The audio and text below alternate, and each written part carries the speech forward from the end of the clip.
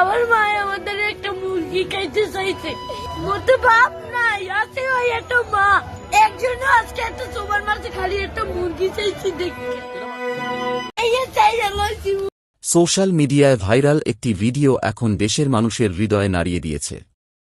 একটি ছোট ছেলে কাঁদতে কাঁদতে বলছে, আমার মা খুব অসুস্থ, আমি শুধু একটু মুরগি খাওয়াতে চাই। এই ছেলেটির নাম আসিফ।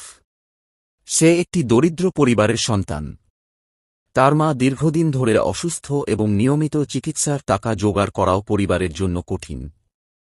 ভিডিওতে দেখা যায় আসিফ একজন মানুষের কাছে কাঁদতে কাঁদতে বলছে, মা কয়েকদিন কিছু খায়নি, একটু মুরগি কিনে দিতে পারবেন? এই কণ্ঠ আর চোখের জল কোটি মানুষের হৃদয় কাঁপিয়ে দেয়। এই ভিডিও ছড়িয়ে পড়ার পর দেশের অনেক মানুষ সাহায্যের হাত বাড়িয়ে দেন। অনেকে টাকা পাঠান, খাবার পাঠান এবং চিকিৎসার দায়িত্ব নেন। এই ঘটনা আমাদের মনে করিয়ে দেয়, বাংলাদেশে এখনও অনেক মানুষ মৌলিক খাবার আর চিকিৎসার জন্য লড়াই করছে। একটি ছোট ছেলের কান্না আজ জাতির বিবেককে নাড়া দিয়েছে। এই ছোট্ট ছেলেটির মিথ্যা ও দ্বিচারিতার বিভিন্ন প্রমাণের ভিডিও ছড়িয়ে পড়েছে নির্দুনিয়ায়। আমরা যেখানে থাকি আমাদের বলগুনা মাজার আছে না। ঘটনাটি বরিশালের। আর ভাইরাল হওয়া প্রথম ভিডিওতে সেই শিশুটিকে কান্না করে অভিযোগ করতে দেখা গেছে। সেখানে শিশুটি বলছিল যে তার বাবা মারা গেছে এবং মা শয্যাশায়ী। সে স্থানীয় একটি মাদ্রাসায় সকালে পড়ে আর বিকেলে পেটের দায়ে বাজারে আর বাসে ভিক্ষে করে। বাসে বাজারে ভিক্ষে চাইতে গিয়ে তাকে মারধর করা হতো বলেও জানিয়েছে শিশুটি।